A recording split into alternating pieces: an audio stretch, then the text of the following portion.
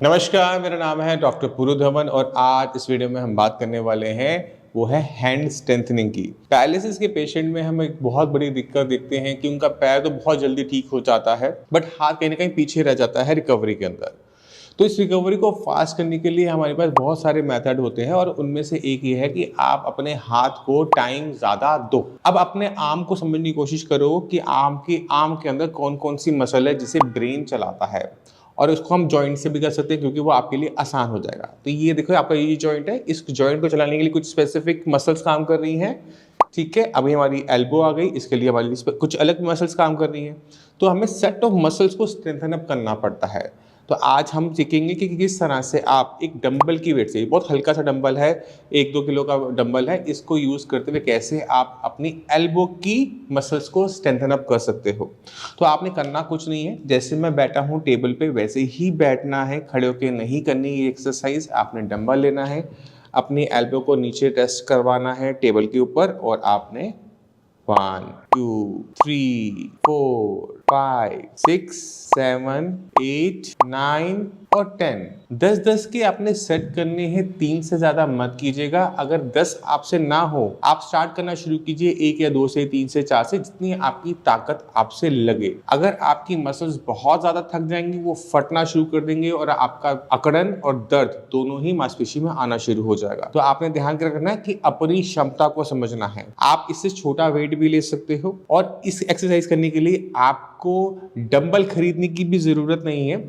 आप पानी की बोतल होती है ना 1 लीटर की, 1.25 लीटर की, उसको पानी भर लो। अगर आप 1.25 लीटर पानी भरोगे तो तकरीबन वेट उसका 1.25 किलो के आसपास आ जाता है। तो बोतल जो हमारी है 1.25 लीटर की, उस बोतल की हेल्प से भी आप ये एक्सरसाइज कर सकते हो। इससे आपकी एल्बो की जो जॉइंट की जो मसल्स है ना, उनमें स्ट्रेंथन अप मिलनी शुरू होगी। अब जो हम दूसरी एक्सरसाइज करने वाले हैं वो है रिस्ट की, कि हम रिस्ट की थोड़ी फ्लेक्सिबिलिटी भी बढ़ाएं, क्योंकि सबसे पीछे रिस्ट रह जाती है। फिंगर फिर चलनी शुरू हो जाती है बट आप देखोगे कि जो रिस्ट है उसमें बिल्कुल मूवमेंट नहीं है। तो आपने करना ये है, आपने अपने आपने करना क्या है, आपने अपने पहले रिस्ट की मूवमेंट की असेसमेंट करनी है कि या अपने आप हिलता है या नहीं हिलता। अगर आपकी रिस्ट अपने आप हिलती है कुछ इस प्रकार से, ये थोड़ी थोड़ी भी हिल रही है इस प्रकार से, तो आपने दूसरा हाथ का यूज़ नहीं करना और इसी को घुमाते रहना घुमाते रहना घुमाते रहना, इतना घुमाना है कि उसकी रेंज बड़ी होनी शुरू हो जाए। ये घूमनी शुरू हो गई इस तरह से, हमारा काम बन गया। अगर आपकी रिस्ट में बिल्कुल मूवमेंट नहीं है, आप कोशिश कर रहे हो नहीं हो रहा, तब आप दूसरे हाथ का यूज़ करोगे और इसको इसी तरह से रोटेट करने की कोशिश करोगे। ठीक है, बट ध्यान क्या रखना है कि जब आप इस हाथ को रोटेट कर रहे हो तो सारा काम इस हाथ से अकेले से मत कर लेना। आपको अंदर से जोर भी लगाना है कि मैं इसको मूवमेंट को करने की, यानी हम दोनों हाथ से इसको करने की कोशिश करेंगे। ये नहीं कि एक हाथ से पकड़ा और इसको, नहीं, हम दोनों हाथ से प्रैक्टिस करेंगे। मैं आपको दिखा तो सकता नहीं हूँ बट आप इसे जब करेंगे तो आप इसे महसूस कर पाएंगे कि आप अंदर से भी कोशिश कर रहे हैं इसको मूवमेंट को लाने के लिए। अगर हम ये दोनों चीज़ें करना शुरू कर देते तो हमारी रिस्ट की और हमारी एल्बो की बहुत अच्छी एक्सरसाइज हो जाती है। अब रह जाती है हमारी फिंगर्स में 2 टाइप की मूवमेंट होती है, एक मूवमेंट है बंद होना और एक मूवमेंट है खोलना। मूवमेंट बंद करने के लिए हमारे पास जो स्माइली बॉल होती है, हम उसका बहुत यूज करते हैं, बहुत सारे पेशेंट कर रहे होते हैं, स्प्रिंग का यूज कर रहे होते हैं, बहुत सारी चीजें आती हैं जिनका आप यूज करके फिंगर्स को बंद करने की प्रैक्टिस तो कर सकते हो। बट अगर हम पैरालिसिस पेशेंट के बारे में बात करें तो पेशेंट को उंगलियां बंद करने में दिक्कत नहीं हो रही होती, उंगलियां खोलने में दिक्कत हो रही होती है। और उंगलियां खोलने की कौन सी एक्सरसाइज आप करते, खुद सोच के बताओ। 0। क्यों? क्योंकि हमें बताया ही नहीं गया और इसके लिए कोई खास एक्सरसाइज है भी नहीं। तो आज आप क्या करोगे, उंगलियां खोलने की प्रैक्टिस आप करोगे, ना कि उंगलियां बंद करने की। अब उंगलियां खोलने में दिक्कत ज्यादा क्यों आती है, पहले उसको समझते हैं। अपनी फिंगर की तरफ देखो, यहाँ देखो कितनी मोटी मोटी मसल्स लगी हुई हैं, और इधर देखो पीछे की तरफ कितनी पतली पतली मसल लगी हुई है। क्योंकि यहाँ पे मसल मास ज्यादा है, इस वजह से हमारी फिंगर बंद करने की ताकत फिर आ जाती है, बट उंगलियां खोलने की ताकत इसलिए नहीं आती क्योंकि यहाँ की जो मसल्स हैं वो बहुत पतली होती हैं। अब हमने क्या करना है, यहाँ की हाथ की पीछे की तरफ की मसल्स को हमने ताकत देनी जिससे हमारी उंगलियां खुले। ये इस तरह से इसलिए खुल रही है क्योंकि ये वाली जो मांसपेशी छोटी होती है ये उंगली ऊपर आ जाती है, ये मांसपेशी छोटी हुई ऊपर आ गई। तो ये जो कॉन्ट्रैक्शन और एक्सपेंशन हमने करवानी है वो अपने हाथ की पीछे वाली मांसपेशियों में करवानी है। तो आपने चीज़ों को पकड़ने की कोशिश नहीं करनी, छोड़ने की कोशिश करनी है। तो हाथ की उंगलियों को खोलने की प्रैक्टिस करने के लिए आपको चाहिए होगी एक पानी की बोतल। ये मेरे ख्याल से आधा लीटर की है, कितने लीटर की है, 300 ml की बोतल है, ठीक है। तो आप इसी तरह से 300 ml की कोई भी पानी की बोतल आप लीजिए। अब आपने कोशिश करनी है इसे हाथ में पकड़ लिया, ये तो आप पकड़ सकते हैं क्योंकि हल्की है। आपने इसे छोड़ने की कोशिश करनी है। क्या करना है? छोड़ना है। आपने टेबल पे गिरने देना है। अगर आपसे ना हो तो इसमें अगर पानी भरोगे थोड़ा वेट आ जाएगा और वेट की वजह से ये करना आसान हो जाता है। और जैसे जैसे आपसे ये होने लगे, अपने लेवल को डिफिकल्ट करने के लिए आपने वेट नहीं बढ़ाना, वेट कम कर देना, यानी बोतल खाली होती चली जाएगी क्योंकि उंगलियां अभी वजन की वजह से खुल जाती हैं। जैसे जैसे इसका वजन कम होगा उंगलियां आपको अंदर से खोलनी पड़ेंगी, है ना, वजन की वजह से नहीं खुल पाएंगी। तो हमने इसको हल्का करते जाना है, ना कि भारी। तो इन चीज़ों का आप ध्यान रखेंगे। फिंगर की हो गई, रिस्ट की हो गई, एल्बो की रह गई, अब बस एक चीज़ रह गई, वो है शोल्डर। शोल्डर को करने का एक सबसे आसान तरीका है, और जब हम शोल्डर की एक्सरसाइज करते हैं तो कहीं ना कहीं पूरे हाथ की एक्सरसाइज भी हो जाती है, इसलिए मैं आपको लास्ट में बता रहा हूं, और वो है शोल्डर व्हील। शोल्डर व्हील क्या होता है, कैसे उसको यूज करते हैं, किस तरह से वो आपकी शोल्डर में इंप्रूवमेंट लेकर आता है, इसके ऊपर मैं टॉपिक पहले बना चुका हूँ, वीडियो बना चुका हूँ। उस वीडियो की जो क्लिपिंग्स है मैं इस वीडियो के अब यहाँ से दिखाऊंगा। नमस्कार, मेरा नाम है डॉक्टर पुरु धवन और आज इस वीडियो में हम बात करने वाले हैं शोल्डर व्हील के बारे में। शोल्डर व्हील को लेकर आपने मेरी बहुत सारी वीडियोस पहले भी देखी हुई होंगी, और जब भी आप मेरे पास आते हैं, क्लिनिक पर आते हैं, तो मैं बहुत ज़्यादा पेशेंट्स को शोल्डर व्हील को यूज़ करने की एडवाइस करता हूँ, क्योंकि अगर आपको आर्म में ताकत लेकर आनी है तो शोल्डर व्हील बहुत स्पीड से काम कर देता है। क्यों करता है, कैसे काम करता है, मैं आपको वो भी इस वीडियो में समझाऊंगा।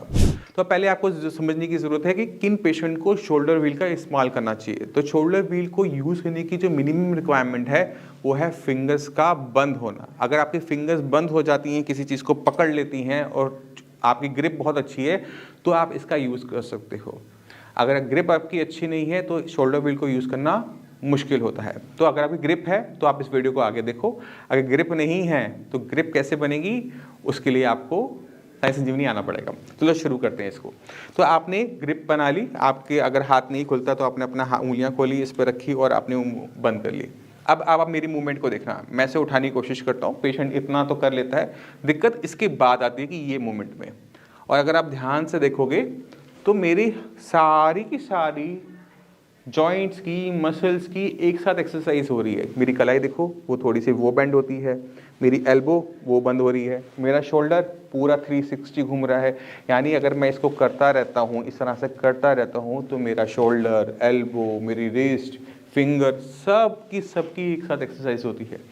तो इसको करना आसान भी है, सपोर्ट भी करता है और आपको हेल्प भी करता है। अब किसी भी हम शोल्डर व्हील के बारे में बात करें तो इसमें स्ट्रेंथ को टाइट करने का, यानी इसको सॉफ्ट है, इसको हार्ड करने का तरीका होता है ये पट्टा। ये इसके ऊपर एक स्क्रू लगा होता है, इसको अगर मैं घुमाता रहूँगा, ये तो बहुत टाइट है, मुझे लगता है इसके लिए मुझे प्लास की जरूरत पड़ेगी, बट अगर हम इसे टाइट करता चले जाएंगे तो ये हार्ड होता चला जाएगा और हमारी स्ट्रेंथ में भी हेल्प करता है। तो आपने करना क्या है, ये शोल्डर व्हील बहुत आराम से ऑनलाइन अवेलेबल होता है। आप अमेजोन पे जाओ, सर्च में जाओ और शोल्डर व्हील को टाइप करो। जब आप शोल्डर व्हील देखोगे तो इसकी जैसे दिखने वाला कोई भी शोल्डर व्हील आप ऑर्डर कर देना। ये 1000, 1200, 1500 तक का बड़ा आराम से मिल जाता है। आपने इसको किसी भी बिजली वाले से या लक्कड़ वाले से आपने अपने घर पर इंस्टॉल करवा लिया। सुबह उठना है, ब्रश करना है, इसके सामने आना है और घास काटना शुरू। और पेशेंट को समझाने के लिए मैं हमेशा कहता हूँ ये घास काटने मशीन जैसा ही है, जैसे हम इसको घुमा के घास काटते हैं वैसे ही है। तो इसको आपने इंस्टॉल किया और अपनी मूवमेंट स्टार्ट। अब इसको करते समय ना आप गिनो मत कि कितना कर रहे हो, आप टाइम देखो और अपना दर्द देखो। जब आपको लगे ना आपको दर्द हो रहा है, थकावट हो रही है, तब जाकर आप इसे बंद करोगे। जब तक आपको थकावट और दर्द महसूस ना हो उसे आप बंद नहीं करोगे। अब कुछ लोग इसको पूरा रोटेट कर पाएंगे, कुछ नहीं कर पाएंगे।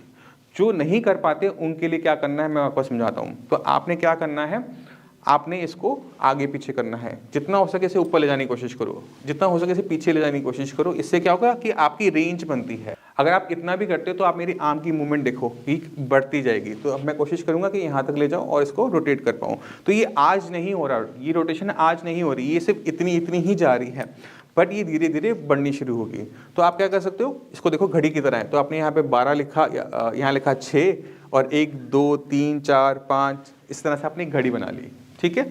और उसके बाद देखो कि आपका हाथ किस नंबर तक जा रहा है। आपका हाथ आज 7 तक जा रहा है, कल मैं से 8 तक लेके जाऊँगा, परसों मैं इसे 9 तक लेके जाऊंगा। इस तरह से क्या होगा कि आपको मोटिवेशन मिलती है कि मैं अपने आर्म को कितना रेज कर पा रहा हूँ। तो इस तरह से आप इसको डेली बेसिस पे करेंगे तो बहुत स्पीड से आपकी आर्म की, शोल्डर की मूवमेंट्स वापस आनी शुरू होगी और एक साथ ही सब कुछ हो जाएगा। तो आपको अलग अलग करने की ज़रूरत नहीं है, सिर्फ एक एक्सरसाइज रह जाती है, वो है रोटेशन वाली। वो रोटेशन वाली एक्सरसाइज किस तरह से शोल्डर वीक पे की जा सकती है मैं आपको नेक्स्ट वीडियो में बताऊंगा। अब मैं इसी के साथ आप सभी में चलने की आगे चाहूँगा। मिलते हैं अगली वीडियो में, तब तक के लिए नमस्कार।